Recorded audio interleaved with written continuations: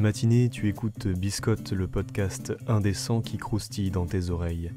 Prends ton café, du thé ou une tartine, ouvre la fenêtre, respire à plein poumon. C'est parti, on écoute Biscotte.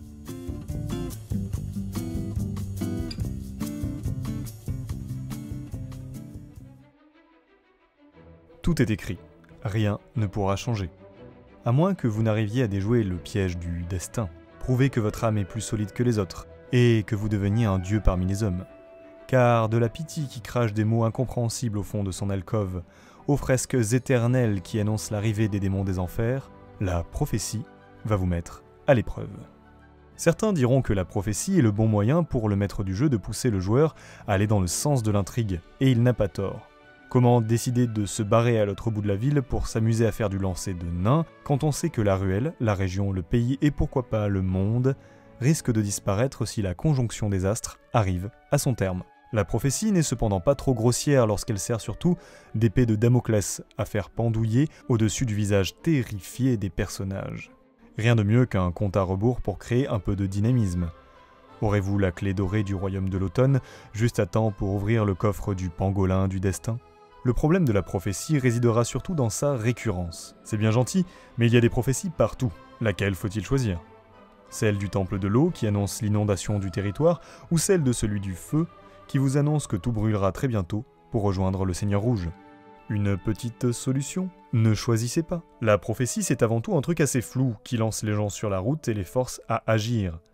Gardez à l'esprit en tant que maître de jeu qu'un personnage qui lance une prophétie peut très bien avoir mal interprété les augures ou simplement inventer le truc de toutes pièces pour se faire mousser. Rien de plus amusant que de voir des joueurs batailler avec les multiples interprétations de la prophétie, tandis que le véritable danger réside en réalité dans le champ d'action que les aventuriers ont laissé libre en effectuant leur quête prophétique. Ha ha ha, je vous ai bien eu, en réalité c'était une ruse et maintenant ce château est à moi. Connerie de prophétie.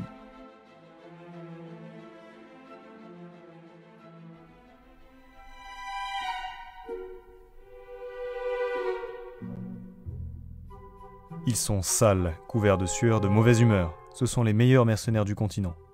Meilleurs, vous avez dit ? Parlez surtout des derniers. Et ils se réunissent sous le nom de la Compagnie Noire.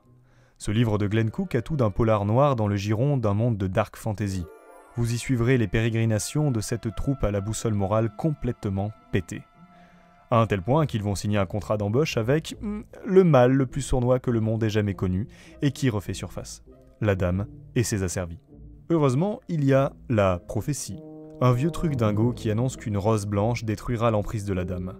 Et que faire lorsque c'est les mercenaires eux-mêmes qui côtoient tous les jours l'objet qui réalisera la prophétie ? Entre dilemme moral, crainte d'être découvert, Glenn Cook prend le contre-pied de la prophétie en mettant les héros dans le camp de ceux qui ne veulent pas voir la prophétie se réaliser. Que faire ? Surtout lorsque la valeur d'un contrat s'oppose à des valeurs personnelles encore un peu vivaces dans votre cœur. Un ouvrage qui vous apprend à utiliser la prophétie pour ce qu'elle est, un déclencheur de tension, et non une fin en soi. Lisez la Compagnie Noire, c'est que du bon.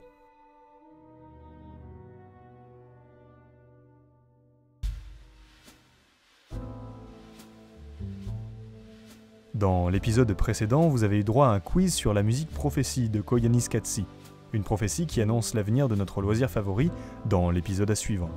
Ou du moins, c'est ce qu'on peut en dire. Il est difficile de trouver une musique pertinente par rapport au thème, alors on va essayer ça, voyons voir si vous allez deviner.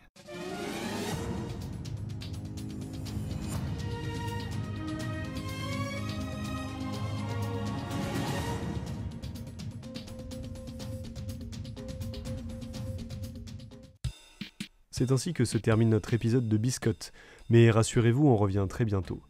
En attendant, vous pouvez nous rejoindre sur les réseaux sociaux, Facebook, Instagram et Twitter.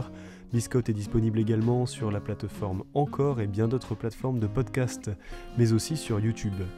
À très bientôt pour de croustillantes aventures.